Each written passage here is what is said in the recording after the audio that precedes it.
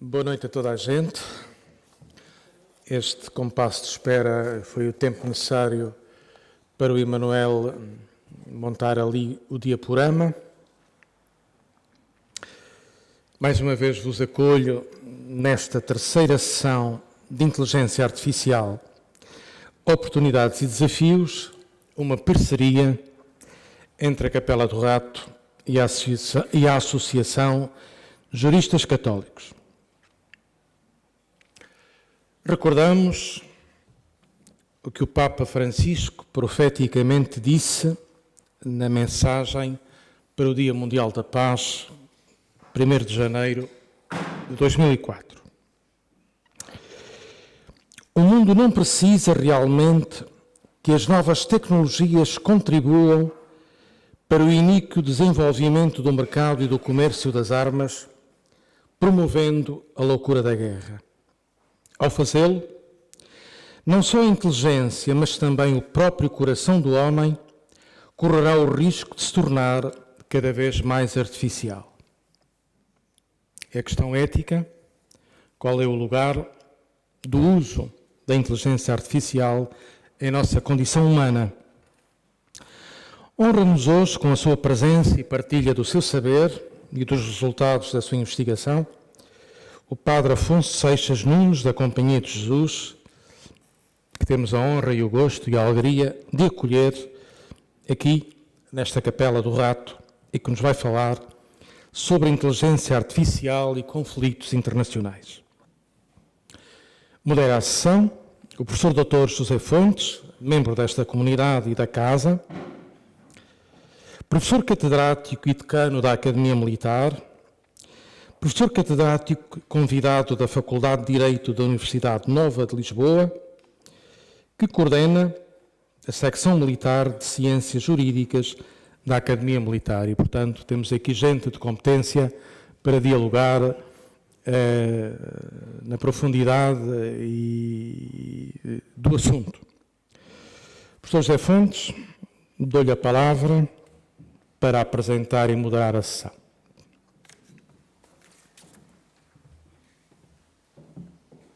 Muito obrigado, Padre António. Em primeiro lugar, queria cumprimentar todos os presentes. Permitam-me uma saudação particular, em primeiro lugar, ao Padre António, capelão da nossa comunidade, agradecer-lhe as palavras iniciais que nos dirigiu e permitam-me também uma saudação muito particular à professora Inês Quadros e, na sua pessoa, à Associação de Juristas Católicos.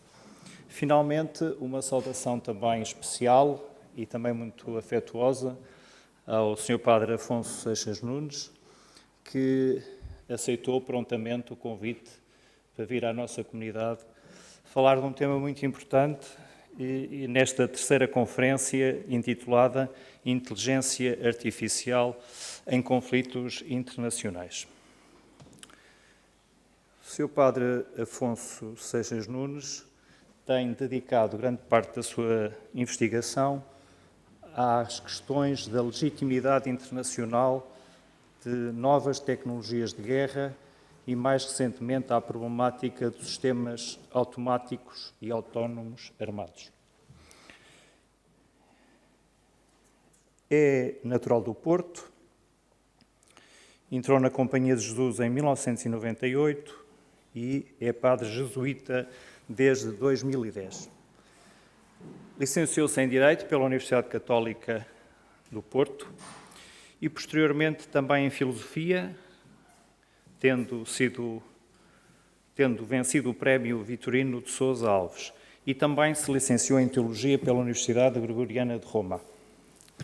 É mestre em Direito pela London School of Economics and Political Science e, em janeiro de 2019, defendeu em provas de doutoramento na Faculdade de Direito da Universidade de Essex, no Reino Unido, também uma tese relacionada com esta temática. Atualmente é, desde 2021, professor da Faculdade de Direito da Universidade de St. Louis, nos Estados Unidos, e, se me permitem, antes de passar a palavra ao nosso conferencista, eu gostava apenas de fixar-me em duas ideias que são enquadradoras e creio que são importantes. Primeira, tem-me parecido que a guerra é um dos fenómenos mais perenes e mais constantes na história da humanidade. E esta comunidade tem uma responsabilidade particular com a paz. Uma paz que não deve ser só a ausência de guerra, nem uma paz negativa, mas que deve ser aquela paz que profeticamente tem sido anunciada pelos papas da Igreja de Roma, particularmente pelo Papa Paulo VI, mas também muito nestes últimos anos pelo Papa Francisco.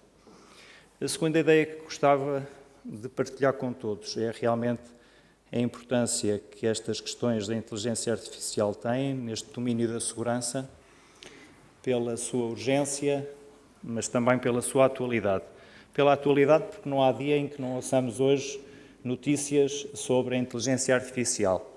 E pela sua urgência, sobretudo pelas vantagens, mas particularmente pelos riscos, que também são muitos, riscos jurídicos, que já seriam importantes, mas também riscos éticos e morais. E dava agora a palavra ao Sr. Padre Afonso Seixas Nunes, agradecendo novamente ter aceitado o nosso convite e seguramente que o vamos escutar com muita atenção.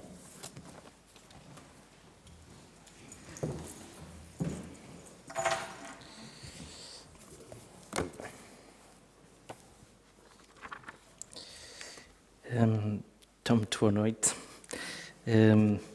Eu fico sempre um bocadinho tímido ao início, mas eu depois já olho para as pessoas de frente, que não estou nada habituado a estas apresentações muito solenes e certamente não merecedoras.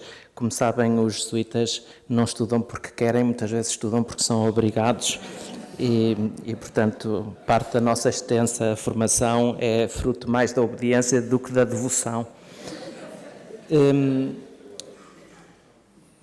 No entanto, também antecipando já algumas perguntas, como é que um padre se interessa pela inteligência artificial e pela questão da guerra? E eu, quando o Padre António iniciou esta conferência com as palavras do Santo Padre, claro, eu comecei logo a sentir calor e tirei a camisola, porque, pronto, põe-nos logo a parada muito alta e queria, de facto, agradecer à Associação de Juristas Católicos convidarem-me pela segunda vez para falar dos temas da inteligência artificial. E, curiosamente, eu já não me recordo bem, mas tivemos ali a fazer um cálculo e eu penso que foi em 2019 ou 2018 que eu vim falar à Associação de Juristas Católicos e o que é impressionante é que tudo aquilo que na altura eu disse sobre a inteligência artificial aplicada aos conflitos armados hoje é completamente ultrapassado. Portanto, nós temos um potencial de evolução da inteligência artificial no campo de batalha, nós todos temos uma aversão muito grande à guerra, tenho tido muitos desencontros em Portugal com pessoas que não entendem o facto de um padre estudar inteligência artificial ligada à guerra e eu gostava de perguntar aqui quem é que não usa GPS. Ora, só para dizer que o GPS é uma tecnologia inventada durante um conflito armado do Kosovo e ainda hoje é uma tecnologia militar, ou seja, todas as vezes que utilizamos o GPS pagamos royalties ao exército norte-americano. Portanto, esta ideia de que estamos excluídos e fora do campo de batalha, porque isso é para os maus e nós somos os bons, é uma coisa que não existe, porque todos nós usufruímos a tecnologia de guerra. Eu também não sabia muito bem para quem ia falar, não é? Sabia que havia muitos juristas, mas já havia aí caras de pessoas que deviam estar a descansar e vieram ouvir-me. E, portanto, fiz uma preparação muito pensada em juristas, mas depois eu traduzo para português o que nós tentamos dizer, às vezes, com palavras rebuscadas. Muito bem. Então, eu penso que a primeira ideia que nos vem à cabeça quando falamos em conflitos internacionais é nos dois conflitos que pautam de alguma forma as notícias de hoje em dia, portanto o conflito da Ucrânia após a intervenção da Rússia e também o conflito que temos entre Israel e Hamas no Médio Oriente. No entanto, pode escapar, sabemos também que o Sudão a coisa não está muito particularmente favorável, mas ao momento temos 122 conflitos armados no mundo. Portanto, para ser classificado como conflito armado de acordo com o direito internacional, o nível de violência que foi atingido tem que ser elevado. Portanto, não temos só o problema da inteligência artificial, e o problema da guerra não se localiza estritamente nestes dois conflitos que ocupam as páginas dos nossos jornais, mas temos um amplo conjunto de conflitos armados, 122, como eu disse, registados há 2 dias pela Comissão da Cruz Vermelha, e, portanto, há muitas outras questões que se colocam em conflitos que não são tão publicitados. E temos, a vantagem destes dois conflitos é que vamos ter questões colocadas à inteligência artificial e o uso da inteligência artificial e os problemas que podem levantar a nível do direito internacional completamente diferentes. Temos na guerra da Ucrânia o problema que nós chamamos em direito a legitimidade que um Estado tem de usar força, portanto, pode ou não pode um Estado recorrer ao uso da força armada. No caso da Palestina, temos também esse problema, mas o problema que é mais agudo na guerra de Israel, ou em Israel, é mais o problema sobre como é que as leis da guerra estão a ser observadas, que é outro paradigma do direito. Portanto, num lado temos quando é que um Estado pode ter livre acesso ao uso da força armada, no outro lado já não nos preocupamos tanto com essa questão, mas ligamos, uma vez que o conflito se inicia, que regras é que vamos aplicar. Ora bem, e eu vou começar com uma pergunta, porque o facto de ser padre, depois é jesuíta, os jesuítas são os liberais, não sabem o catecismo, não estudam o que o Santo Padre diz, e esses disparates todos que vêm corridos, que eu tenho a oportunidade de discutir no fim, se quiserem. Porque nós, jesuítas, há 600 anos que levamos na cabeça, portanto não será hoje que a guerra acaba. Ora, nós primeiro temos que perguntar quem é que nós somos, não é? Quem é que nós somos? E temos a tendência de pensar que um padre é contra a guerra e que, portanto, um padre nunca se devia imiscuir nos tempos da guerra, e porque a Igreja teria uma posição pacifista. Ora, a Igreja nunca foi pacifista desde o seu início, e a doutrina da guerra justa nasce no século V pelos padres da Igreja, não é? Temos Santo Agostinho a ser o primeiro a escrever sobre a legitimidade do uso da força, temos São Tomás, e depois temos as escolas de Salamanca e também de Coimbra a desenvolverem este raciocínio. Isto para dizer que o nosso amor à paz, no qual Jesus sempre se caracterizou após a ressurreição por dizer a paz esteja convosco, nunca foi despida da realidade do conflito. E, aliás, até existe bastante bibliografia de como Jesus, no seu tempo, não censurou a existência da guerra. É um pensamento um bocadinho extremo, na minha opinião, mas há quem o defenda. O problema é que, há poucos anos, quando o Santo Padre escreveu uma das suas encíclicas, um conjunto de professores norte-americanos começaram a criticar o Santo Padre, que ele estaria a pôr em causa a guerra justa e a destruir a tradição quase milenar da Igreja em termos da filosofia da guerra justa. O que não é verdade, eu queria só dizer isto, porque quem lê bem a encíclica e quem lê os discursos do Santo Padre relativamente à guerra na Ucrânia e mais recentemente na guerra contra a Palestina, sabe bem que o Santo Padre não coloca a possibilidade de um Estado ter que recorrer ao direito de legítima defesa, que nós também temos, não é? Eu, se tenho um ladrão que me vai a tentar roubar e se eu o empurro contra a parede sob a eventualidade até de o magoar, estou a exercer força, mas no exercício da legítima defesa. Portanto, o direito à legítima defesa é um direito que nos acompanha desde o início da humanidade. Eu acho que o professor José Fontes colocou muito bem que se há alguma coisa que é comum a todos os homens é a guerra, que começa até na relação entre marido e mulher e depois com a sogra, não é? Portanto, todos nós aplicamos o direito da guerra numa diário. Os jesuítas aplicam cursos superiores na ausência da sogra.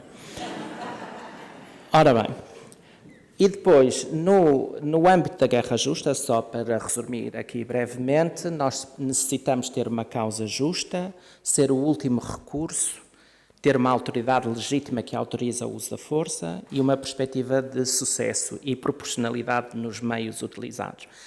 Esta doutrina, com algumas adaptações, não vou entrar aqui porque seria excessivamente filosófico, mas está subjacente a todo o paradigma da Carta das Nações Unidas, que ainda hoje vigente, que de alguma forma regula precisamente o exercício dos Estados no que diz respeito à força.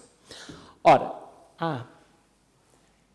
peço desculpa, é que eu às vezes não dou conta que escrevo em inglês e estou a dar conta que escrevi aqui em inglês. Ora bem, isto foi um pensamento que, quando me convidaram, começou a vir à minha cabeça, que é, eu sinto que a nossa reação perante a inteligência artificial é como a inteligência artificial fosse uma província, um estado de incerteza.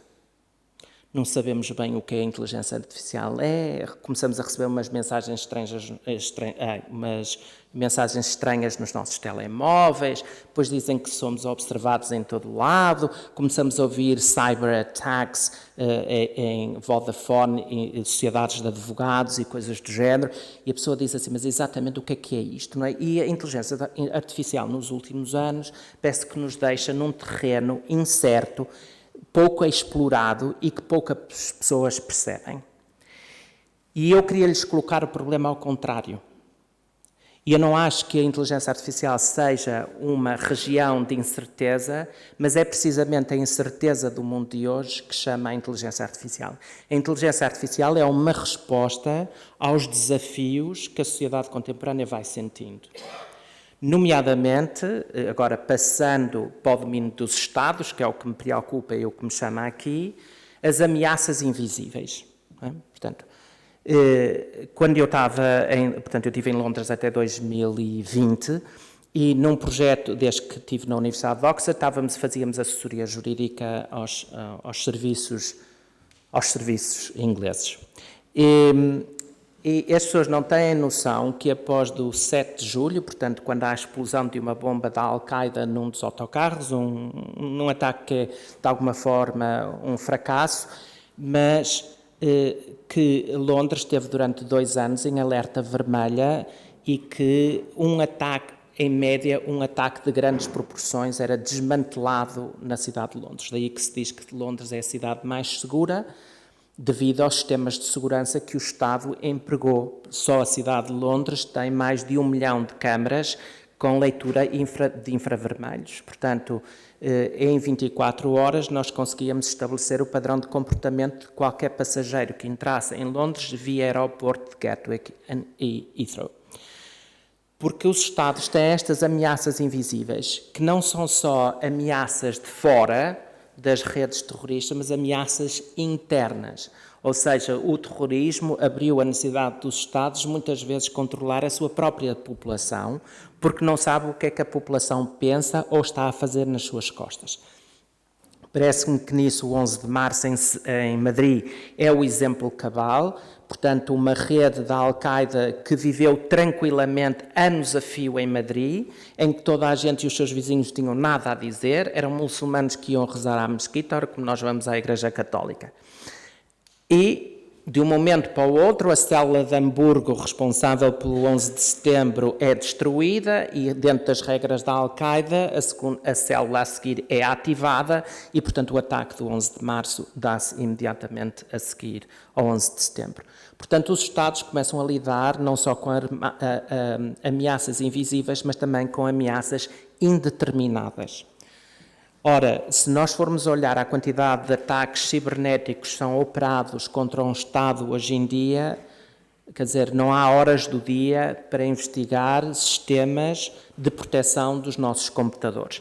Aqui uma realidade estritamente portuguesa, portanto, Portugal, segundo o Atlas da Comunidade Europeia, é o país com maior qualidade e cobertura do território, portanto, em Portugal, qualquer telemóvel funciona até na aldeia mais remota de Trás-os-Montes ou do Alentejo, para não pôr sempre o norte como a ovelha perdida, mas é o país no Atlas global, portanto já não falamos só da União Europeia, mas a nível global é o país com pior segurança da internet. Portanto, nos países com livre acesso à internet, e isto já pomos muitos países de parte, Portugal encontra-se como o país onde a internet é mais insegura. O que é que isto significa? Significa que as entidades privadas, empresas, tudo quanto é privado, ou recorrem ao seu próprio orçamento para se protegerem de ameaças cibernéticas, ou então ameaçam a ter o seu trabalho perdido continuamente. E isto foi uma aposta do governo português, que preferiu ter uma maior qualidade de acesso à internet e descuidar um pouco a segurança. Claro que depois isto a nível comunitário levanta alguns problemas para Portugal. E depois temos o próprio nevoeiro da guerra, não é? Que é um termo que nós utilizamos muito na linguagem militar, que é não saber quem é quem e o que é o quê. Ou seja, por exemplo, imaginem que eu estou aqui como padre, não é? As pessoas acreditam que eu estou de padre, hoje ainda por cima estou de trela e portanto, não, um padre, quer dizer, e de repente pego aqui numa granada e mando isto aos ares. Ora, isto acontece no contexto da guerra, não é? Um civil que está ali, vestido normalmente, que de repente pega numa metralhadora e começa a disparar em todas as direções. É um combatente ou é um civil? Pode ser alvejado ou não pode ser alvejado? Como é que o Estado e, portanto, as redes terroristas começaram a jogar com isto, não é? Vestem-se como civis, atuam como civis e, de repente, acontece um 7 de outubro. E, portanto, quem é quem e o que é o quê, e quando eu me refiro ao que é o quê, é quando uma escola que, por definição do direito da guerra, é um objeto civil e uma categoria protegida e não pode ser atacado, mas a partir do momento em que, por exemplo, um grupo militar, ou seja, qual for a facção do exército que utiliza essa escola automaticamente passa a ser um alvo militar. Hospitais, igrejas, museus, são objetos protegidos que por si têm um estatuto de neutralidade, mas já tivemos, nesta última guerra na Palestina, vimos vários hospitais a serem atacados e mesmo na Ucrânia. Portanto, terá o Estado o direito a saber preventivamente onde é que estão os verdadeiros combatentes? Terá um Estado que esperar que os seus civis sejam mortos para atuar? Terá um Estado que esperar que um hospital seja invadido por terroristas para depois poder atacar aquele hospital? Portanto, estas questões são como gerir as questões de um condomínio, não é? Que o senhor do quinto andar que vive na sua penthouse, de repente depara-se com o senhor do resto chão, que nem janelas tem para a frente, a mandar explodir o prédio. Isto tudo se reduz a questões de condomínio. É exatamente a mesma coisa. Os meios é que são diferentes. Ora bem, vamos passar para a inteligência artificial, depois desta introdução assim um bocado... o que está ali no quadro chama-se a OODA Loop e eu pus mesmo propositadamente em inglês porque aparece muito hoje em todos os artigos, seja em que língua for, em português também, as referências que o humano está fora do loop, está no loop ou dentro do loop. E o que é que significa isto? Ora, o loop, o que estão a ver, a OODA Loop, é um processo de decisão humano. Então, nós começamos com a observação dos dados, não é? Nós observamos, chegamos aqui à igreja, começamos a ver o estilo, etc. Com o estilo começamos a processar a informação, não é? Portanto, olhamos para aquela Nossa Senhora da Conceição, começamos a ver que é estilo barroco, provavelmente século XVIII, há aqui influências do neoclássico, portanto a igreja localiza-se provavelmente no século XIX, portanto observamos, começamos a catalogar a informação, com base nessa informação estamos prontos para decidir, não é? Gosto, não gosto, ouço uma homilia do Padre Afonso, nunca mais quero voltar, estão a ver? E depois vem a ação, não é? Portanto, eu observo, eu oriento a minha informação, decido e depois ajo. Portanto, isto é tradicionalmente o que é classificado como um processo de decisão humano. A inteligência artificial vem precisamente com o objetivo, o desejo de substituir a OODA Loop tradicionalmente humana, este termo é criado por um coronel da Força Aérea norte-americana durante a Guerra da Coreia. A inteligência artificial tende a vir substituir este diagrama. E começamos a perceber que a inteligência artificial é o mais fácil, tem um poder de observação e de retenção de dados absolutamente extraordinário, não é?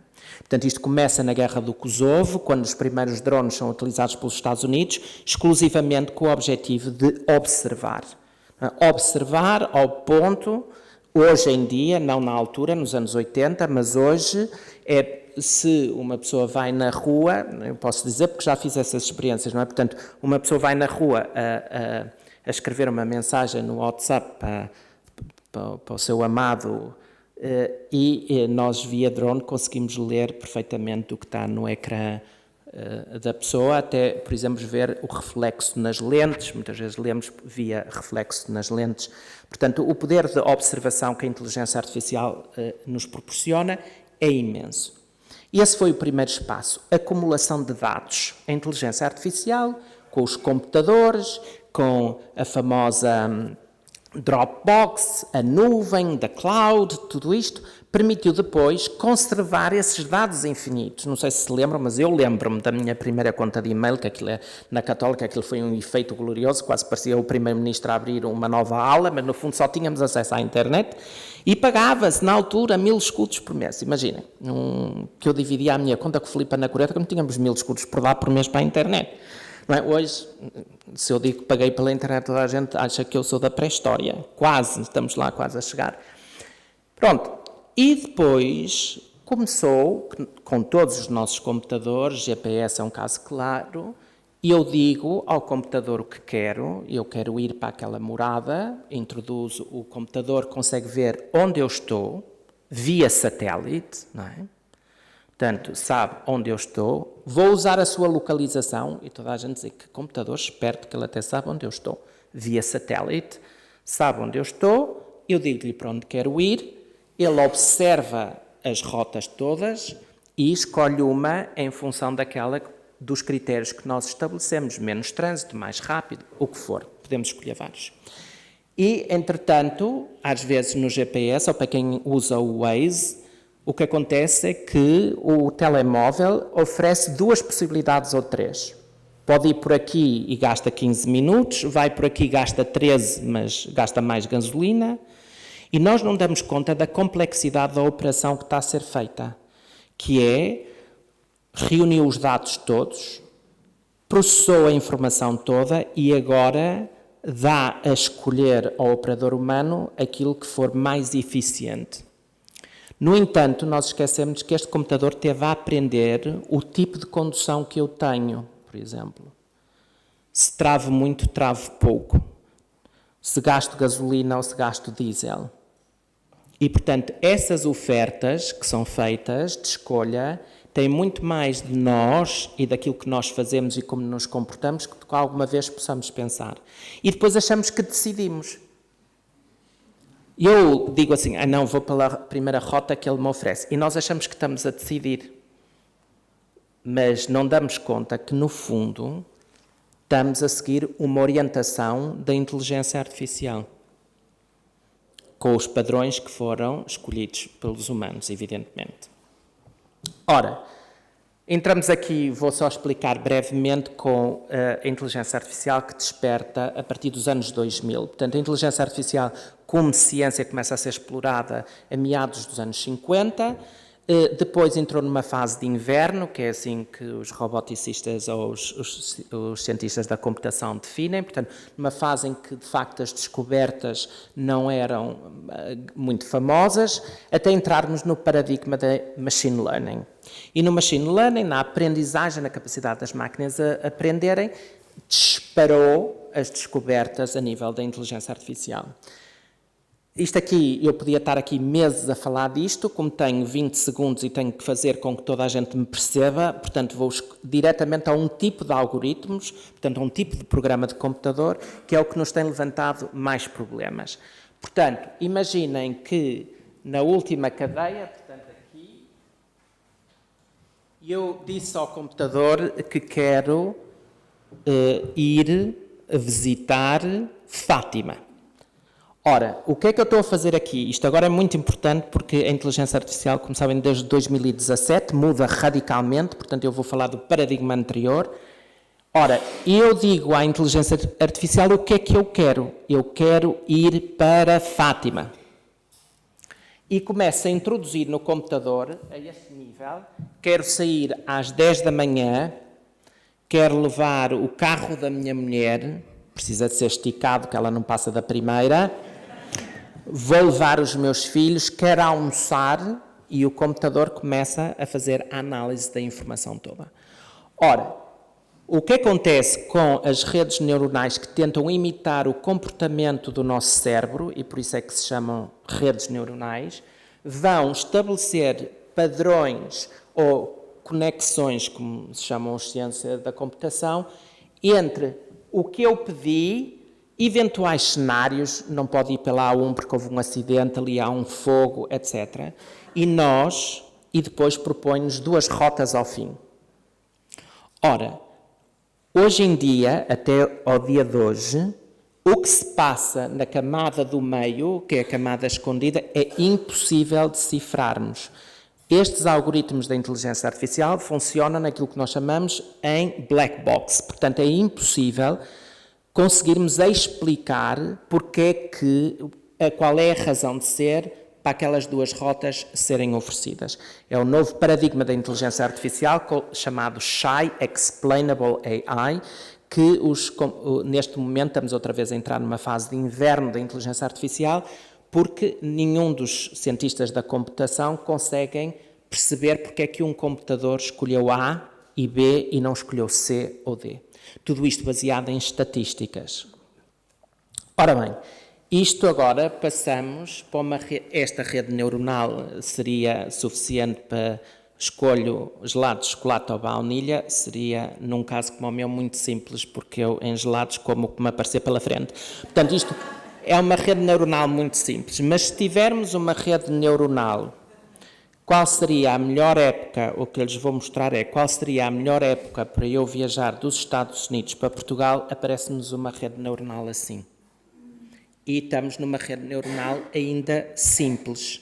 Portanto, eu introduzo 4 dados, as minhas datas disponíveis, o voo para Portugal, o uso da Lufthansa, porque sou passageiro frequente, ajuda a acumular milhas, e sou passageiro em económica.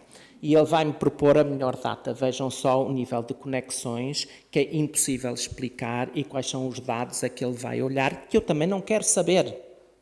Não quero saber. Eu quero é o resultado que me diga qual é a melhor data em que eu posso viajar. Quais são os problemas destes algoritmos? Primeiro, são enviesados. Não há forma de pormos fim aos bias de sistemas neuronais. E, portanto, nós nunca temos a certeza se o resultado final é o resultado adequado. Ora, agora vamos, eu sou famoso pela abelha e, portanto, trouxe outra vez. A única coisa que é famosa na minha vida é o meu polegar nesta fotografia, ampliado 100 vezes. E este é o protótipo de um microdrone que eu usei para a investigação do meu doutoramento, baseia-se todo neste protótipo. Portanto, não é um drone, é um microdrone, porque tem um peso inferior a 200 gramas, portanto, neste caso são 9 gramas que este drone tem. É utilizado para estações de comboio e para detectar e eliminar suicidas, portanto, suicide vessels, portanto, um homem que está pronto a cometer suicídio porque tem armamento colado ao seu corpo. Então, o que é que podemos ver? Vemos 6 patas com sensores, temos as asas para a capacidade de voo, um microprocessador no meio e depois temos uma câmara que faz reconhecimento facial, uma vez que um terrorista foi identificado pelas câmaras CCTV à entrada da estação de comboios. Depois tem uma injeção debaixo da câmara que recolhe um de 3 venenos. Um veneno é letal, caso não haja qualquer possibilidade de parar este indivíduo. E depois temos nas outras 2 venenos, temos ou uma simulação de um infarto, portanto as pessoas sentem muitas dores no braço e nos músculos à volta do coração e caem, ou um ataque aos membros inferiores, mais utilizado com senhoras por vários motivos, em que sentem muitas queimbras e caem no chão. A diferença entre homens e mulheres não é a defesa do género, mas tem a ver com a possibilidade das senhoras estarem grávidas e quando era utilizado a nível do coração, os fetos normalmente não sobreviviam. E, portanto, criou-se esta disposição. As mulheres também são muito mais inteligentes que os homens quando são terroristas, porque este bidrone ataca na carótida, atrás do ouvido, E nas experiências que fizemos, 96% dos homens, quando sentem a picadela, uma picadela mínima, é menor que uma injeção, é muito mínima, muito rápida, os homens normalmente vão diretos à zona onde foram picados e pressionam, e portanto a ativação do veneno é muito mais rápida que nas mulheres, porque as mulheres normalmente verificam se perderam o brinco quando para além do facto que, em geral, usam cabelos compridos e estes bidrones ficam presos no cabelo. Portanto, esta ideia que nós, homens, algum dia fomos mais espertos, não se revela ser verdade no caso do terrorismo. E mais vale assumir a nossa derrota. Pronto. Só que este bidrone, apesar de suscitar sempre muita perplexidade, e como é que tem uma autonomia de voo de 20 minutos, a poder voar a 7 milhas por hora, como podem imaginar, para uma coisa que pesa 9 gramas é uma brutalidade de velocidade, e ter uma autonomia de voo, pronto, já disse autonomia de voo, portanto o que significa de bateria, etc.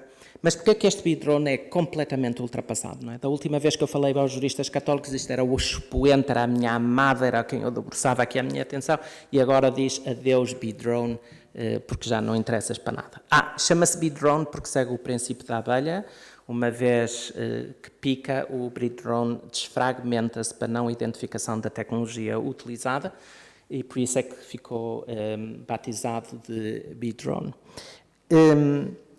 Porque este bidrone funciona exclusivamente dentro de estações de comboios, verifica os terroristas dentro de uma lista que foi previamente fornecida, portanto, os computadores têm acesso a todos os terroristas identificados internacionalmente, têm as câmaras todas que identificam o sujeito na via pública.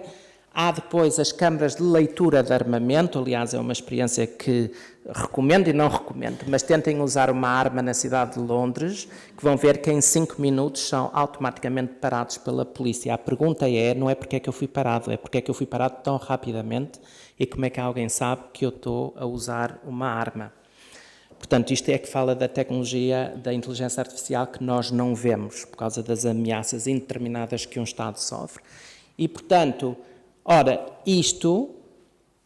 este bidrone, nós fornecemos o problema. Nós dizemos ao bidrone, estes indivíduos que fazem parte desta lista são eventualmente um problema. E se estão armados, juntam-se os dois ingredientes, está armado a entrada numa estação de comboios, eventualmente pode vir a explodir dentro da estação de comboios, temos que proteger os passageiros em hora de ponta, que é geralmente quando um terrorista escolhe para entrar, até para não ser reconhecido, e, portanto, este bidrone.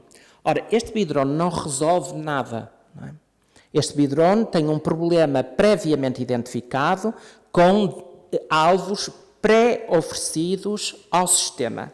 O sistema só processa a informação numa velocidade louca, a vantagem número 1 da inteligência artificial, numa variação de dados tremenda, e velocidade, variedade de dados, e falta-me velocidade, volume e volume de dados. Portanto, os 3 Vs. A regra dos 3 Vs foi criada por uma das maiores especialistas de inteligência artificial do mundo, que é uma portuguesa, a professora Manuela Veloso, que muita gente não conhece em Portugal, mas que é a grande autoridade dos vídeos de jogos, etc., que hoje toda a gente usa. Ora bem, mas em 2017 entra o que nós hoje falamos muito, do ChatGPT, mas não sabemos o que isso significa de revolução para a inteligência artificial a partir de 2017 com o OpenAI. O que é que nós temos? Temos os LLMs, os famosos LLMs, que não são mestrados em Direito, mas são modelos de linguagem. A inteligência artificial começou a ser capaz de criar a sua própria linguagem e começar a chamar a atenção para problemas que nós nem sequer sabíamos que temos. Este é o problema da inteligência artificial contemporânea. Tu ainda não deste conta que a tua empresa poderia funcionar muito melhor se, por exemplo, mudasses estas 2 pessoas de função. Ninguém perguntou nada à inteligência artificial, a inteligência artificial começa a resolver problemas que ainda nem sequer os humanos colocaram à inteligência artificial. Ao ponto que, se lerem os estudos da professora Manuela Veloso, a inteligência artificial, recentemente, em 2024, começou a criar conceitos abstratos que nunca ninguém ensinou. Por exemplo, um dos testes que foram feitos na Universidade de Harvard e na Universidade de Cornell foi oferecer numerosos pratos franceses e o computador chegou, estamos a falar de cozinha francesa requintada. Cozinha francesa gourmet. Quem é que ensinou ao computador que aqueles pratos eram próprios da cozinha francesa de um determinado nível?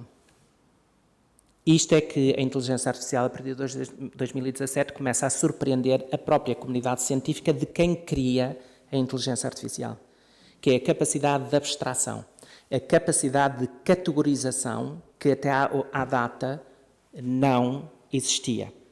E é este tipo de inteligência artificial que vamos encontrar na guerra da Ucrânia e também na guerra da Palestina.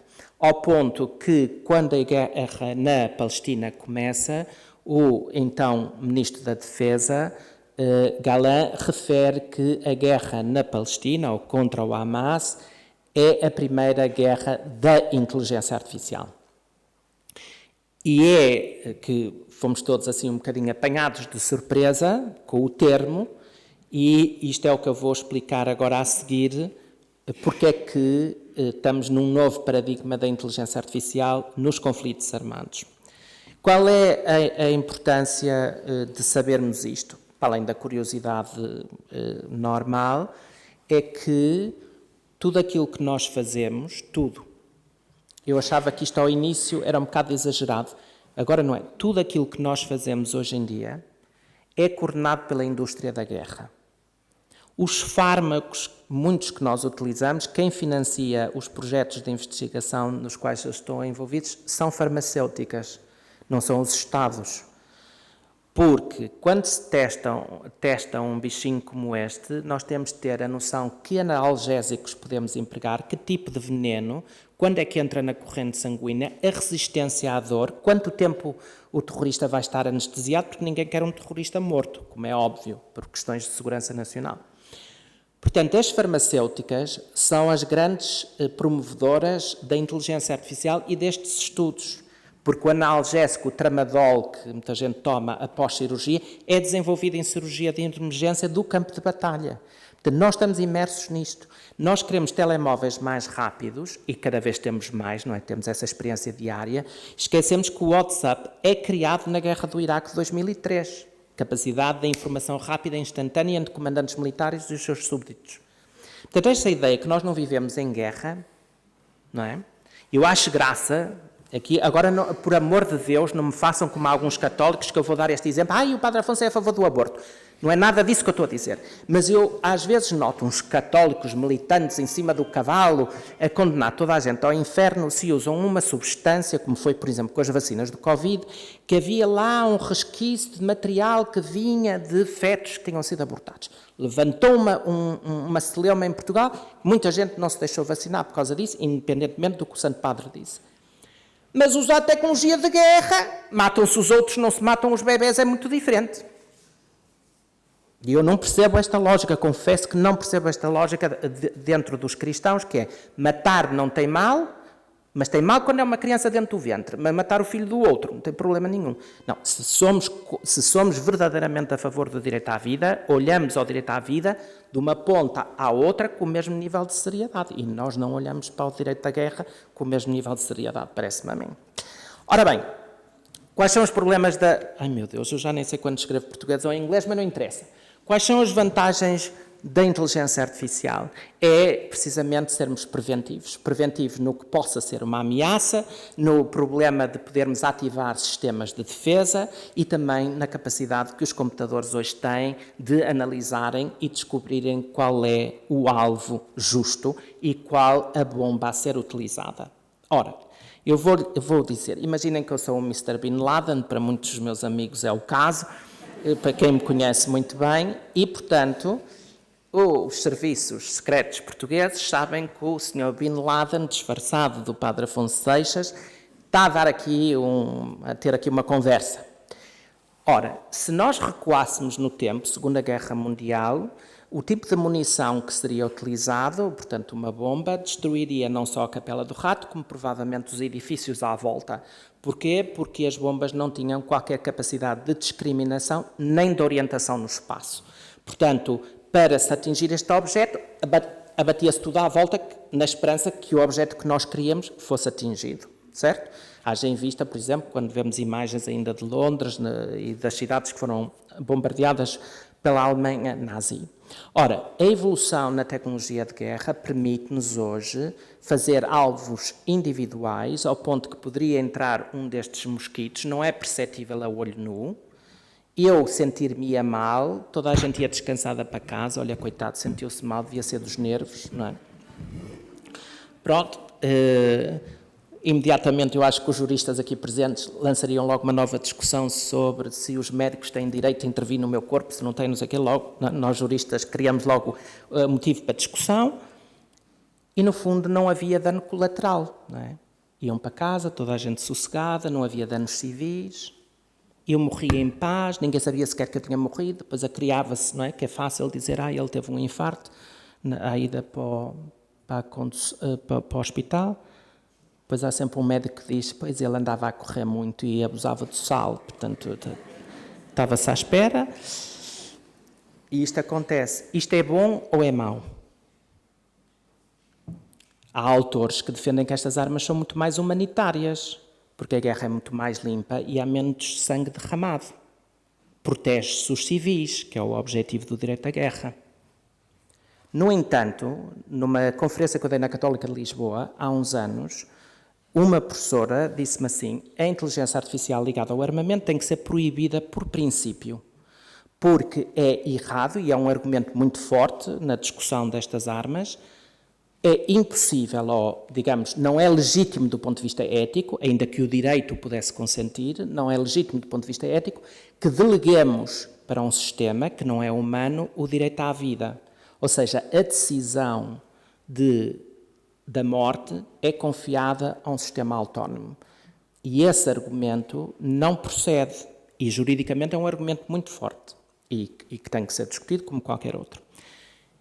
E eu perguntei a esta professora, disse assim, então se a polícia portuguesa tivesse informação que tivesse um suicida armado numa plataforma do metro em Lisboa, não se utilizaria este sistema? E ela disse, não, por uma questão de princípio, não se utilizaria. Eu disse, então as pessoas estavam todas na plataforma do metro, morreriam. É uma consequência da aplicação dos princípios. Pronto, e é um raciocínio absolutamente lógico. Eu disse, e se a sua filha estivesse na plataforma? E esta professora imediatamente responde, me diz assim, se põe as coisas nesses termos. Ora, o que é que acontece? Isto não é criticar que a professora é pouco inteligente ou muito inteligente, não tem nada a ver. É que quando nós nos metemos na equação, as coisas mudam. E muitas vezes temos princípios que são bons para os outros, mas quando tocam a nossa realidade dizemos, ui... Ora, a realidade do terrorismo toca a todos os Estados, nomeadamente da União Europeia. Todos. E quando temos de ter uma opinião informada, temos que saber como é que isto funciona. E se queremos ou não queremos, mas não podemos ter o ego centrado sobre nós, porque senão não pensamos no bem comum. Não estou a dizer que estas armas são legítimas, estou a só pôr o problema. Ora bem, o que é que se passa com Israel?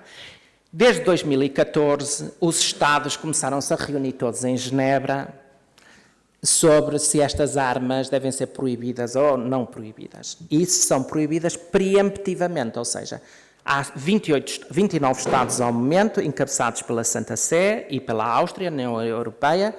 Depois temos alguns países da América Latina e também do continente asiático que querem proibir preemptivamente estas armas. Não devem ser possíveis armas autónomas.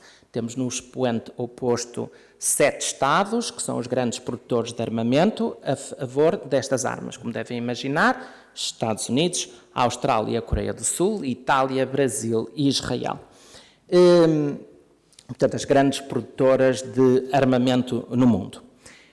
Ora, Israel começou-se a cansar destas discussões, porque nós juristas, como sabem, gostamos imenso de uma discussão, somos muito obsessivos com a definição, por exemplo, até hoje ainda não se conseguiu chegar a uma definição de sistema autónomo que seja aceito por todos os Estados, e Israel tomou uma posição pragmática.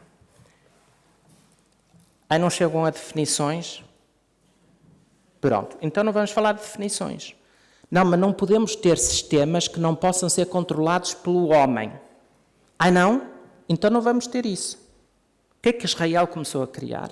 O que nós chamamos em linguagem militar DSS, portanto, sistemas de suporte à decisão. E temos, então, os 5 métodos, não são os únicos, mas os 5 métodos mais famosos. Um chama-se The Gospel, o Evangelho. O outro chama-se Alfazema, Lavender. O outro, Alquimista. E o outro, Fire Weaver. Então, os nomes são do melhor que se possa imaginar.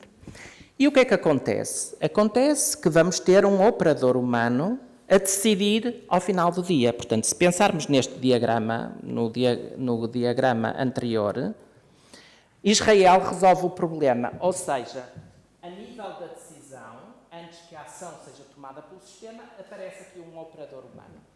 No caso da guerra, um comandante militar, mas eu, dia 30, vou falar ao Congresso dos Médicos, e no caso de uma cirurgia que seja classificada como autónoma, aparece o médico a confirmar se o sistema ou não ofereceu uma decisão justa perante o problema que lhe foi colocado. Ora bem, então temos estes, que isto é o que está a dar barulho em Israel, por isso é que se chama a guerra da inteligência artificial em Israel.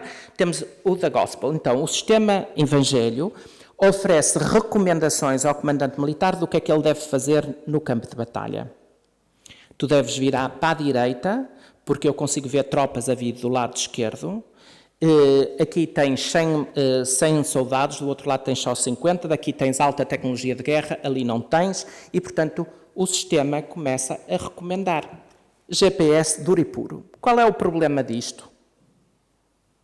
Aparentemente nenhum, não é? Oferece recomendações, quem decide é o comandante militar. Agora, imaginem que acontece, não vou entrar aqui dentro das... Isto é o Espírito Santo a dizer que, pois, já está a tempo de terminar, o Espírito Santo começa a intervir, inteligência artificial do melhor. Ora bem, o que é que acontece aqui é que este sistema, se o comandante militar duvidar do que o sistema lhe disser, diz assim, eu acho que isto é muito pouco provável. Nenhum comandante militar tem, em tempo útil, a possibilidade de confrontar os dados que foram reunidos pelo sistema e do que temos vindo a verificar nas sondagens que fazemos a militares, nenhum militar atreve-se a questionar o sistema, que é um problema novo com a inteligência artificial que todos nós sofremos, que é o chamado Automation Bias. Automation Bias significa que desenvolvemos um nível de confiança tão grande na tecnologia que mesmo quando nos parece que a coisa não está bem, não questionamos o sistema e confirmamos o que o sistema nos sugere. O sistema Lavender é um sistema, então este tem causado um verdadeiro furor, que é o sistema que classifica o nível de ameaça das pessoas. O Afonso é uma pessoa de nível 5, portanto 5 é o nível máximo, significa terrorista. Outras pessoas são nível 1, têm conexões com o terrorismo, mas não tiveram nenhuma prática que nos possa permitir ser classificado como terrorista. Qual é o problema? É que quer o nível 5, quer o nível 1 tiveram a vida completamente escrutinada por um algoritmo que andou a saber tudo o que aquela pessoa faz, ao ponto que quando é nível 5, o sistema Lavender oferece onde é que a pessoa está, que tipo de munição deve ser empregue e quando é que ele deve ser morto. O sistema Alquimista é um sistema de detecção de radar que detecta movimentos sinistros. Portanto, eu se de repente me virasse assim para trás, toda a gente diz assim, o que é que lhe deu? Ora, o Alquimista é este sistema, detecta alterações de comportamento quando o padrão de comportamento foi previamente definido. Por exemplo, numa experiência em qual eu tive envolvido, acho que já contei isto várias vezes, portanto, se estou a repetir, paciência, mas numa experiência que eu tive envolvido nos aeroportos de Gatwick e Heathrow, durante determinados anos, entrava-se com o passaporte eletrónico e tinha-se uma câmara. Em Lisboa tem o mesmo sistema, mas não faz a mesma coisa. tiravam uma radiografia da córnea ou da íris. Como sabem, a íris é irrepetível, é como o nosso DNA.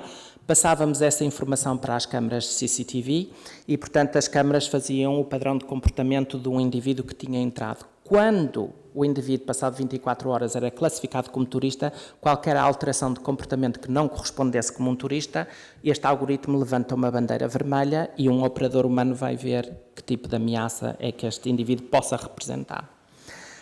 E depois temos o último sistema, que é a própria inteligência artificial coordenar a estratégia militar. Ou seja, tu, Afonso, és um melhor sniper e atinges melhor pessoas à distância, o Joãozinho é melhor na curta distância e ele começa a orientar as pessoas no campo de batalha de acordo com a importância dos alvos e consegue coordenar os disparos ao mesmo tempo com pessoas diferentes, em localizações diferentes, atuando numa tecnologia que nós chamamos orquestrada. Portanto, estes são Israel, basicamente, muito inteligentemente, assim, não tem paciência para os juristas andarem a discutir definições, não podemos ter, temos que ter controle humano, muito bem, temos controle humano.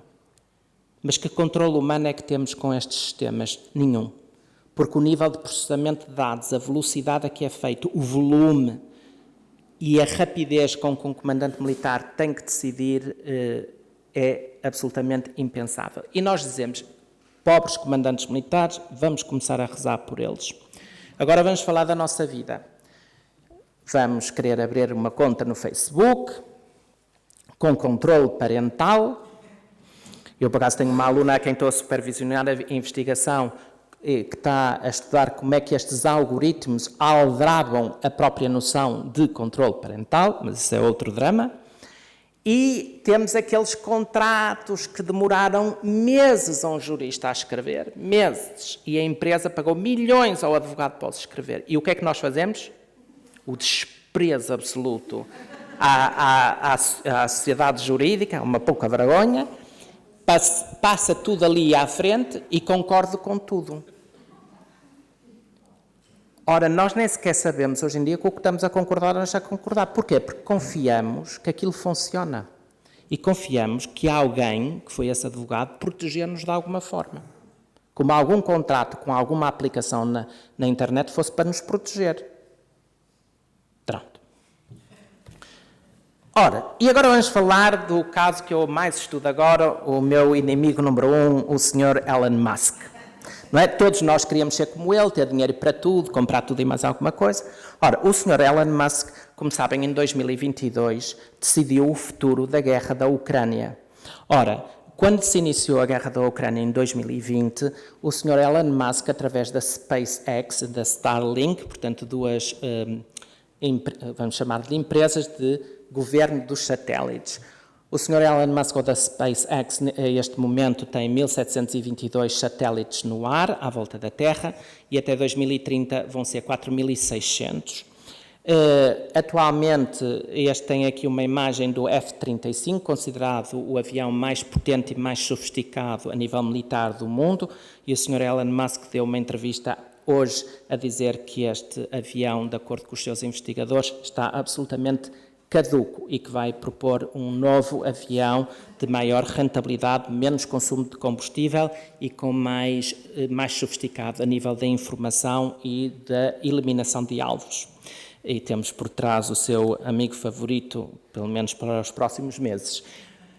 Ora, o que é que acontece? O Sr. Elon Musk, em 2022, recebe um telefonema, hoje documentado pelo Departamento de Estado, do embaixador russo nos Estados Unidos, a dizer que se o Sr. Elon Musk, com a sua empresa, continua a fornecer dados estratégicos das tropas russas ao exército ucraniano, que a Federação Russa discutiria a ameaça nuclear.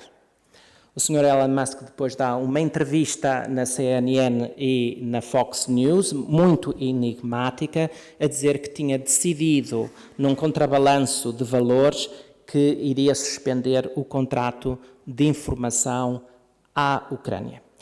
Escreve ao governo ucraniano e também aos líderes militares ucranianos que, devido à falta de dinheiro do Estado ucraniano, ele não poderia suportar mais esta obra de beneficência, como ele chamou. Ora, o Sr. Elon Musk, quando começou a fornecer, nunca pediu dinheiro, mas pronto, isso são problemas que agora não interessa aqui debater. O que nós temos de verdadeiramente único e assustador para o campo do direito, nomeadamente para o direito da guerra, é como é que um privado, que não faz parte da estrutura do governo de um Estado, consegue decidir o curso de operações dos exércitos na terra. Isto é que é assustador, porque o direito internacional, sobretudo o mais recente, desde as Convenções de Genebra de 1949 e os protocolos adicionais de 77, são dirigidos aos Estados para que os Estados, na condução de operações militares, tenham absoluto respeito por aquilo que deve ser protegido, civis e objetos civis, e outros bens como o ambiente, etc. Ora, nós temos neste momento um indivíduo privado que não se rege pelas mesmas normas do direito internacional a decidir por onde é que a guerra vai. E este é que é o grande problema que até hoje, à data, não tínhamos. Ora, porquê é que o problema é ainda mais grave para países como Portugal, incluindo toda a União Europeia? Porque alguns países como a Alemanha, a França, e não tenho a certeza se a Itália, mas a França e a Alemanha, tenho a certeza absoluta, tentaram criar estações de espaço que as tornassem independentes dos satélites do Sr. Elon Musk. E não conseguiram. Neste momento, todo o espaço, todos os nossos dados, toda a condução de tudo o que se passa no espaço é governado por um privado. Nós temos um tratado de 1967 que se dirige exclusivamente aos Estados e não a privados. Até tem um sistema muito interessante relativamente a privados. E, portanto, temos na Ucrânia o que nós chamamos a Primeira Guerra do Espaço. Temos depois, como estão a ver ali, os satélites, a condução de operações militares e, como sabem, em 2023 a China invadiu os Estados Unidos com balões de vigilância. Em 2024, em janeiro do ano passado, a Rússia colocou a primeira arma antissatélite no espaço, que no espaço de 48 horas os Estados Unidos imediatamente responderam. E temos a possibilidade, ainda um bocadinho escondida, da Rússia colocar material nuclear no espaço. Portanto, a guerra também mudou com a inteligência artificial de cenário. Antes falávamos da guerra terrestre, hoje falamos da guerra do espaço, não só cibernética, mas também já no domínio do espaço, que nos coloca a todos, quer filósofos, quer juristas, quer ciências da computação e roboticistas, muitos novos desafios. Claro, isto tudo, qual é o objetivo desta conversa? Com este é o meu último slide, para o sossego daqueles que querem ir dormir com legitimidade. É que não vim aqui resolver problemas, para isso leem os meus artigos, o que eu agradeço, mas vim aqui colocar questões, porque um dos índices que se tem verificado é que a iliteracia digital na Europa é gravíssima e Portugal está na cauda nesse domínio. E é preciso começarmos a ter noção de que, de facto, vivemos imersos na inteligência artificial. Qualquer exame médico hoje depende da inteligência artificial e temos que começar a tomar decisões sobre aquilo que queremos e não queremos. Basicamente, e com isto concluo, com a inteligência artificial não estamos a decidir o que é que as máquinas podem fazer, estamos a decidir o que é que significa ser homem. É isso que estamos a partir do momento em que a inteligência artificial pode até descobrir problemas que nós não sabíamos que tínhamos. Estamos a discutir o que é que significa ser humano. Pronto, muito obrigado pela atenção.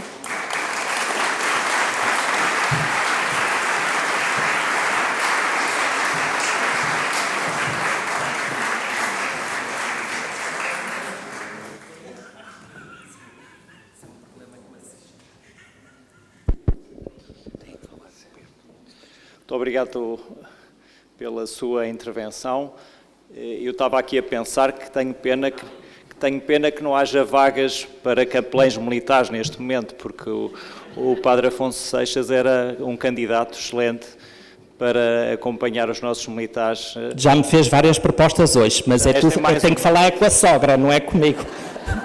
Não lhe ofereço o lugar de Bispo das Forças Armadas, que ele foi preenchido na semana passada. É verdade. Mas queria agradecer-lhe naturalmente a sua intervenção, que é muito desafiadora, e sobretudo, íamos agora abrir um espaço de debate com algumas perguntas que lhe queiram dirigir.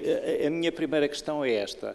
Se tivesse que hierarquizar o conjunto de problemas que aqui nos trouxe, o que é que considera que é mais urgente neste momento para que os juristas pudessem olhar, tratar e refletir? Há um aspecto que para mim é particularmente importante, que é a questão da privatização da guerra.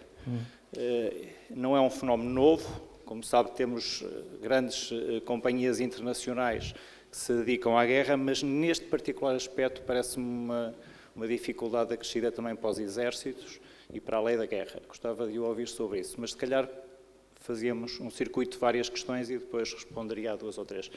Se forem todas como essa, estou o papel do Elon Musk. O papel do Elon Musk, obviamente, é crítico nisto, mas se ele não existisse, quem teria, digamos, levado à frente toda a tecnologia que agora estamos a ver? E a questão dos chineses, no meio disto tudo. Muito obrigado, boa noite. Muito obrigado, foi fascinante a sua conversa. Gostava de pôr 2 questões. Uma é se podia elaborar um pouco sobre a diferença entre inteligência artificial pública e privada. Mas essa é a pergunta do fim, porque a pergunta inicial é o seguinte. Nós estamos a ter, por exemplo, a guerra na Ucrânia e a decisão de haver uma guerra na Ucrânia não é produto, digamos, da inteligência artificial. Ou seja, a Ucrânia como alvo é um produto histórico antigo, é um produto histórico, e já que falou de iliteracia, eu nem sequer vou aqui discutir se a guerra da Ucrânia começou há 3 anos, evidentemente começou muito antes. Provavelmente até começou em 1916, quando os Estados Unidos decidiram dar o passo e vir intervir na Primeira Guerra Mundial. Mas a pergunta é? Não, e a pergunta, portanto, é esta. A pergunta é esta. Nós temos estado preocupados com o facto da inteligência artificial estar a tomar conta da guerra e das guerras e não, na sua intervenção, o que escapou à inteligência artificial foi justamente a escolha dos palcos de guerra, por exemplo, da guerra da Ucrânia. Digamos, eu acho que a guerra da Ucrânia que nós estamos a viver não é decisão, produtos, não é uma descoberta, não é um conceito novo que a inteligência artificial tenha decidido há meia dúzia de anos, ou há 2 ou 3 anos. É produto de uma lógica histórica de conflito entre várias potências. Ok? Portanto, a inteligência artificial subitamente realmente aparece como uma tecnologia que até isso poderá atuar. Mas não foi a inteligência artificial ainda que decidiu que íamos fazer uma guerra na Ucrânia ou noutro sítio qualquer. Ainda não foi. Poderá vir a ser. Portanto, há um processo histórico, há uma iliteracia histórica de que nós estamos sujeitos e que agora, subitamente, temos um brinquedo novo, importantíssimo, a tomar também, a condicionar e a dar decisões. De alguma maneira, a decisão da guerra ainda é humana. É geral, mas é humana. Sim, já percebi. Obrigado. Podemos responder estas 4 e depois, se houver outra leva. Vou começar aqui com a primeira pergunta sobre a prioridade das questões, porque é uma coisa que de facto está muito presa ao que eu atualmente faço. Eu acho que das questões todas, onde é que, aliás, parece-me que os Estados aliados da NATO têm vindo a tomar esta posição, que é, sem dúvida, a inteligência artificial vai nos obrigar a rever as regras da responsabilidade.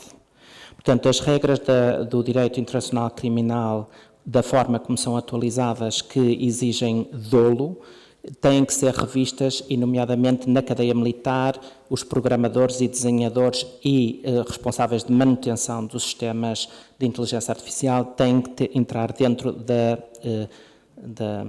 da cadeia de causalidade de resultados, na distinção em que existe entre erros semânticos e sintéticos da inteligência artificial.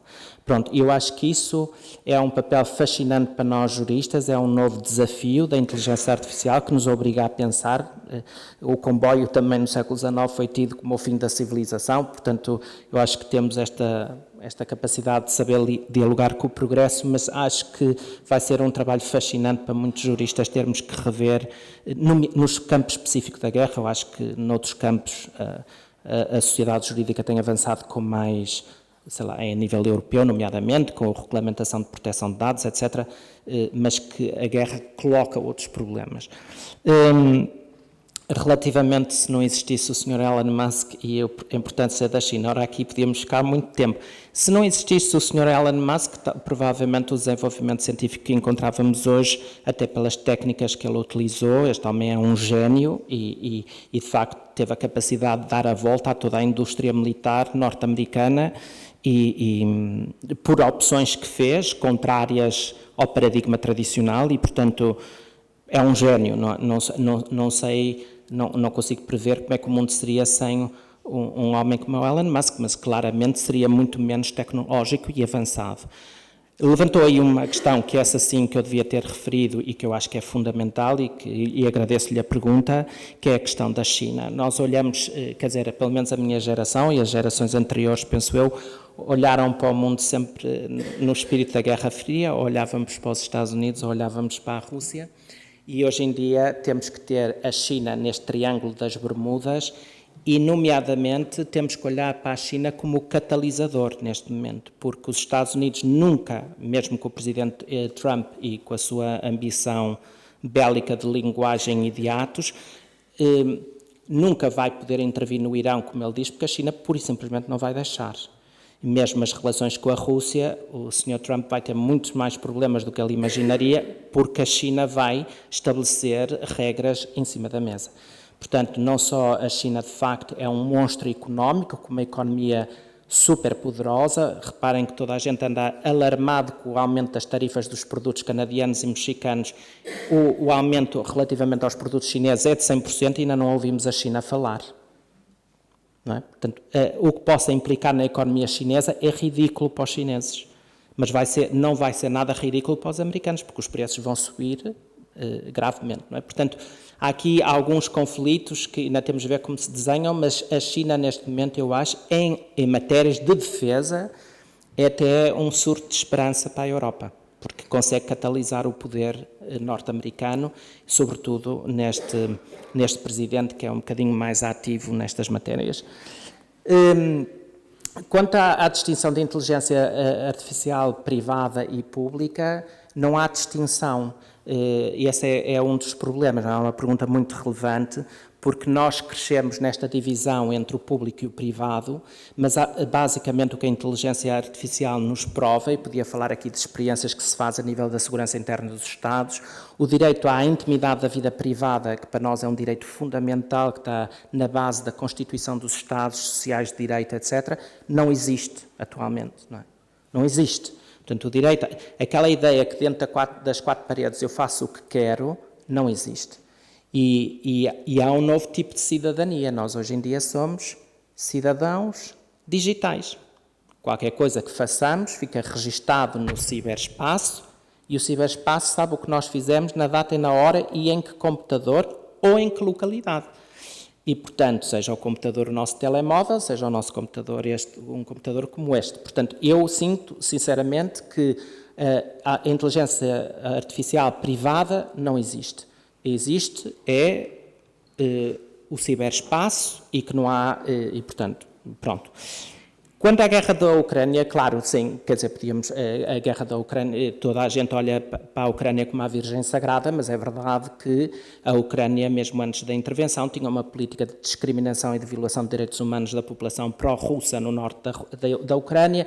É também verdade que a Rússia nunca foi aceita à comunidade europeia, à comunidade europeia, pelo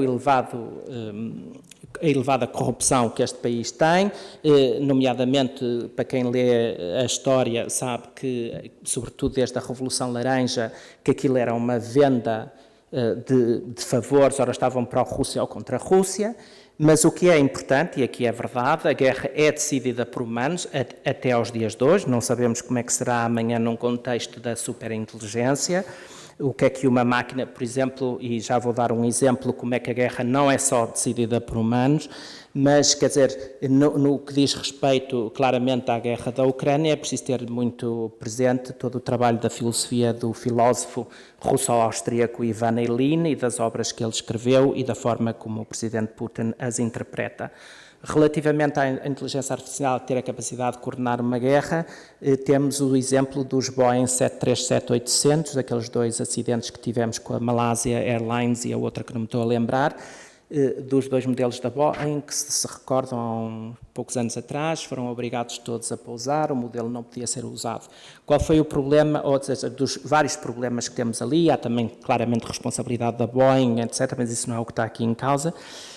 Mas o que é assustador é que nos 2 casos tivemos acesso às caixas negras, portanto, tudo o que é discutido dentro de um avião, tudo o que se passa dentro de um avião, e temos os 2 pilotos em ambos os voos a discutir entre eles, aos berros, como é evidente, deparando-se com a situação que vão explodir, a dizer eu já fiz tudo e o sistema não me deixa entrar. Ora, qual é o problema que está aqui? A inteligência artificial funciona quase como uma fotografia, ou seja, nós quando tiramos uma fotografia, a fotografia recorda um momento no tempo e no espaço.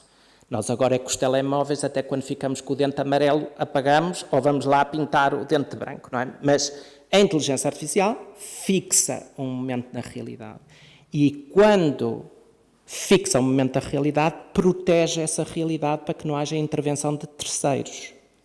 Ora, este é o problema, porque se um sistema de defesa de um Estado, como se verificou, como deve saber, no voo 655 do Irão em 1986, se de facto um sistema detecta uma ameaça militar, retrata um avião comercial, como foi o caso, como um avião militar e explode o avião no ar, causando a morte de 256 passageiros mais a tripulação, temos um sistema em que não houve tempo para que um humano suspendesse o sistema.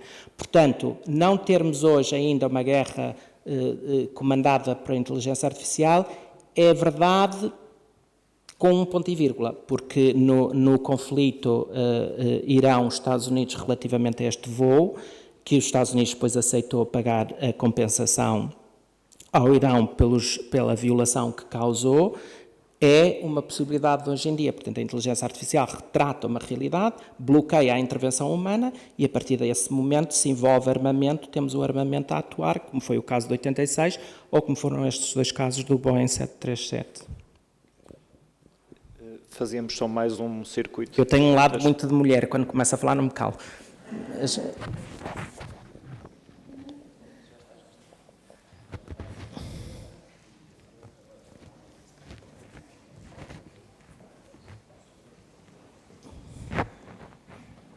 Mas se levantar, ouve-se, não?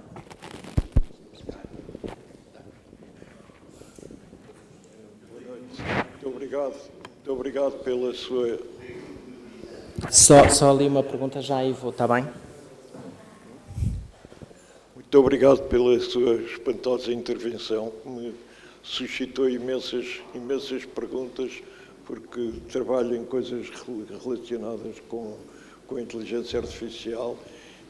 Mas há uma questão que me preocupa imenso como ser humano, é de que maneira é que a inteligência artificial pode ser utilizada na prevenção e mitigação dos conflitos. Isto porque penso sempre num livro que li há anos, escrito por uma senhora alta consultora das Nações Unidas, a Dana Hicks, cujo título é A Dignidade, o seu papel na resolução de conflitos. E a dignidade é, de facto, um conceito que me parece dificilmente apreensível pela inteligência artificial, mesmo considerando que a dignidade social se pode contabilizar através de estatísticas. Muito bem. Muito obrigado. Vamos só aqui a um par... Aqui? Aproveita aqui a boleia já agora. Pronto, estou aqui ao lado.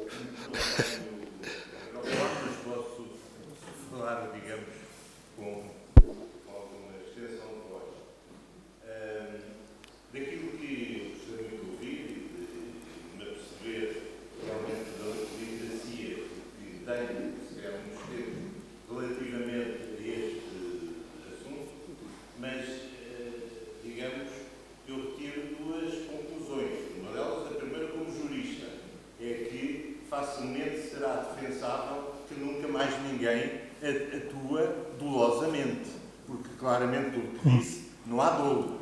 Não pode haver dolo quando existe a intervenção de inteligência artificial na tomada de uma decisão. Não há dolo. Portanto, o dolo termina.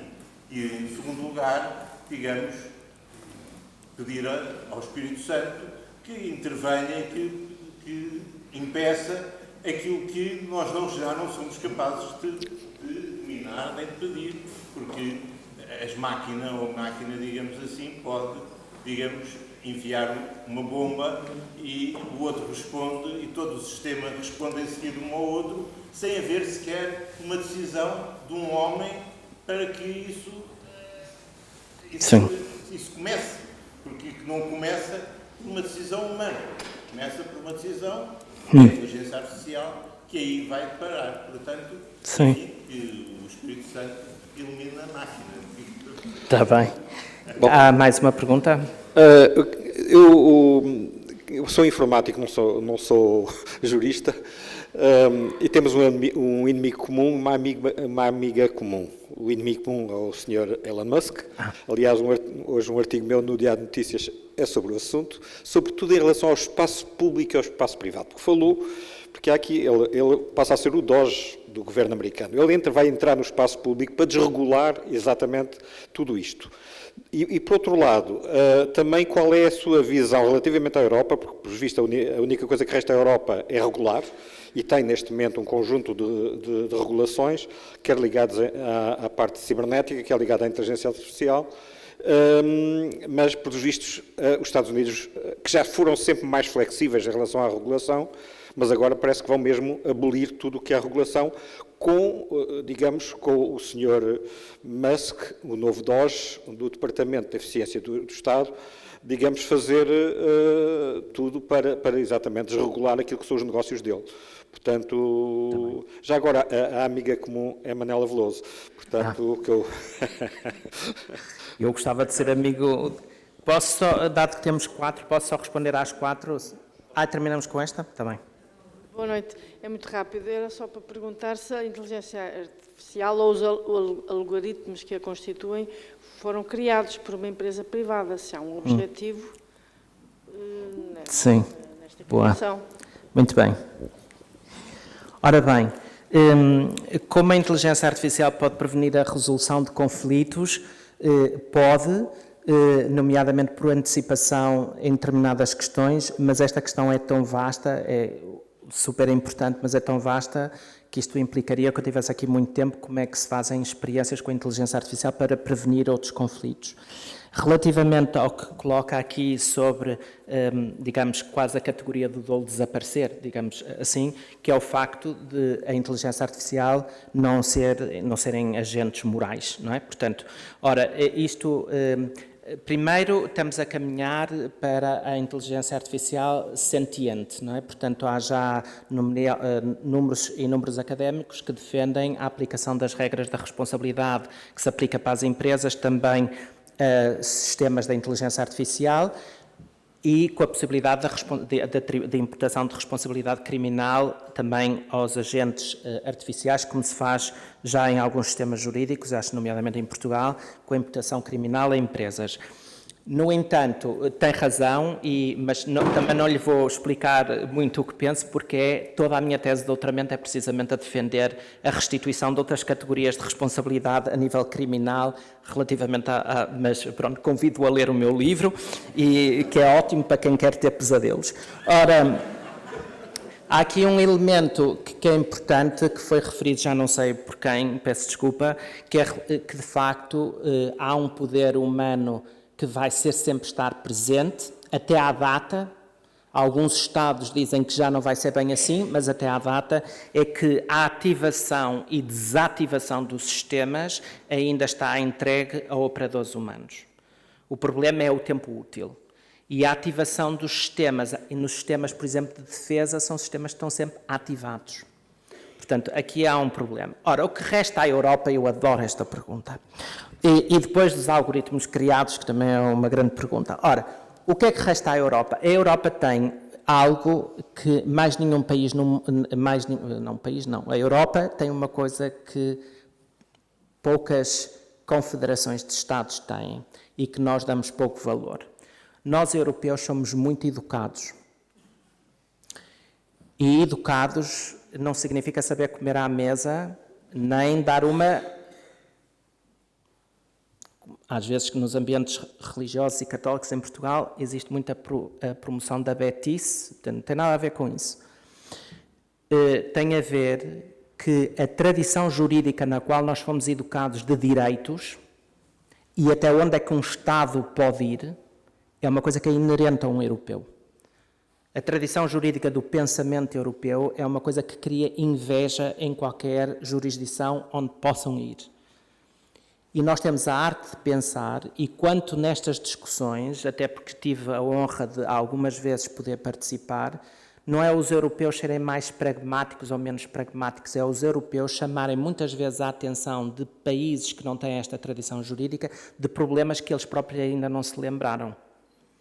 E, portanto, a Europa tem muito a oferecer, quase como irmã mais velha, digamos assim, a oferecer uma tradição de pensamento, de reflexão, de atitude perante a vida, de que outros países não têm. E esses países, de facto, podem coordenar o pragmatismo da eficiência tecnológica, mas quando é para aplicar, vejam a rapidez, entre aspas, que a Europa teve em tentar regular. Esteja bem ou mal, os regulamentos têm imensas lacunas e deficiências, mas há este espírito de dizer, vamos pensar sobre isto, vamos escrever sobre isto, vamos regulamentar isto. Ora, isto é uma riqueza enorme que todos os países à volta do mundo olham para a Europa com gosto. E dentro da Europa temos tradições jurídicas completamente diferentes. Há um padrão comum, mas há muitas formas de pensar o direito. E, portanto, eu acho que a Europa tem imenso a oferecer na forma de estar, na forma de pensar, na forma de ser educada, de que já vivemos muito. A Europa viveu muito. Eu só para contar uma história, que isto, eu sei que se vão rir, porque eu também me desatei a rir, mas o que isto revela por trás. Eu tive uma aluna que me interrompeu uma aula na parte das dúvidas e disse-me assim, professor, eu tenho um tio meu que foi para o norte de Portugal, abrir um restaurante com um bar e não sei mais o quê, e ele agora mandou uma mensagem num grupo do WhatsApp para a família e diz que há para lá no norte de Portugal um castelo do século XII. E eu disse, eu até acho que não é do século XII, até acho que é do século XI. E ela ficou assim a olhar para mim, mas já existiam nessa altura? E eu disse-lhe, já existíamos e já fazíamos leis. Já pensávamos. Até no século V, com Santo Agostinho, já pensávamos sobre estas coisas. E isto é uma riqueza, e muitas vezes nós dizemos, os Estados Unidos é que são os maiores, porque têm o telemóvel, porque a Apple, porque a Microsoft, etc. Mas falta-lhes muita coisa que é a Europa que lhes dá. E, portanto, eu acho que nós, europeus, temos que refletir e pensar e acolher a novidade e ser também um bocadinho mais pragmáticos, não é? Os americanos ajudam-nos muito com isso, mas também temos uma riqueza que os Estados Unidos e mesmo a Rússia, com outro tipo de civilização, não tem, acho eu. Quanto aos algoritmos criados, ainda bem que me fez esta pergunta, porque eu esqueci-me na minha apresentação. Esta ideia que o algoritmo é criado por um humano, essa ideia já desapareceu, não é? A China criou um novo tipo de algoritmo, chamado algoritmo genético, que destrói o algoritmo anterior, o próprio algoritmo, destrói o algoritmo anterior e cria um novo algoritmo com base nas dificuldades que são apresentadas ao sistema sem qualquer tipo de intervenção humana. E também criou um novo tipo de algoritmo que, quando destrói o anterior, também apaga qualquer possibilidade de o localizar. Portanto, a ideia que o humano também está na escritura do algoritmo também está a desaparecer, porque a capacidade da inteligência artificial para se reproduzir, em função dos problemas novos que vai encontrando. Fiz-me entender? Pronto, chamam-se algoritmos genéticos e pronto, e pense. Como? Sim, o professor Pedro, mas o professor Pedro Domingos, como sabem, também é outra das maiores autoridades mundiais da inteligência artificial, infelizmente não estão em Portugal, mas o professor Pedro Domingos preocupa-se com outra questão que não é bem os algoritmos genéticos, que é outro problema que a inteligência artificial encontra. Mas enfim, mas pronto. Olha, muito obrigado. Eu sou assim um bocadinho abrupto, mas é para a rentabilidade do espaço e do tempo. E muito obrigado por se terem vindo aqui discutir este tema, que a mim é muito caro. Agradeço imenso.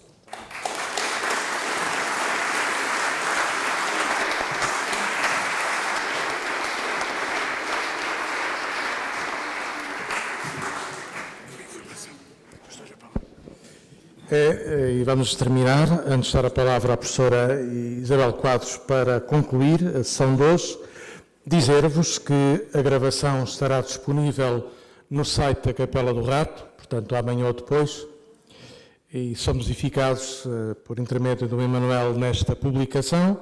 E quem ainda não é subscritor da newsletter da Capela do Rato, convido a entrar no site, colocar o seu e-mail e receber as novidades que aqui vão acontecendo. Obrigado.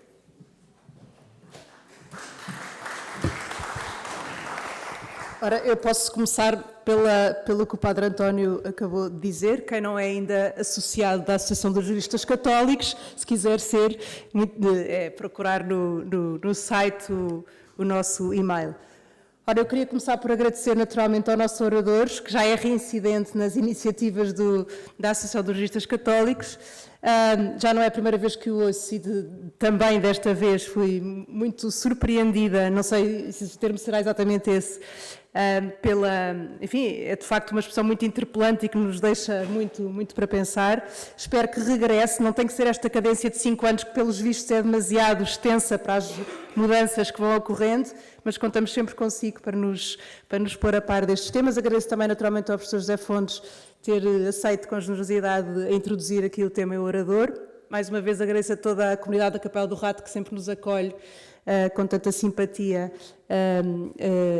aqui neste ciclo, e agradeço naturalmente aos nossos associados que aqui estão. E gostava, por fim, de dar conta da última sessão deste ciclo, que vai ser no dia 18 de dezembro, ali um pouco em cima do Natal, mas espero que a capela esteja também tão cheia como está hoje. Será uma sessão dedicada à inteligência artificial na medicina e, portanto, algumas das questões que aqui foram suscitadas sobre a responsabilidade também fazem a ponte com essa sessão. Teremos o professor Henrique Antunes, professor da Universidade Católica, um civilista, e vai-nos tratar do tema da responsabilidade, justamente, as questões da responsabilidade, por exemplo, por erro de diagnóstico feito por mecanismos de sistema artificial ou por tratamento feito por mecanismos de inteligência artificial. E depois o professor Alexandre Castro Caldas, médico, que tratará da dimensão médica, das implicações da inteligência artificial, por exemplo, enfim, não só dos desenvolvimentos da inteligência artificial, como também da dimensão, no fundo, do cuidado do médico com o doente, num ambiente em que muitos dos tratamentos e dos diagnósticos perdem essa sua dimensão humana. E por isso convido todos a estarem presentes, dia 18 de dezembro, aqui, às 9h30 também, e convido, no fundo, a que a conversa se prolongue, para quem assim desejar, depois desta reflexão tão rica, pelo menos a reflexão. E o Padre Afonso está aqui a sugerir que rezemos uma Ave Maria, parece muito bem. Ali a Nossa Senhora da Conceição do século XVIII, talvez do século XVIII. Muito bem. Então, Ave Maria, cheia de graça, o Senhor é convosco.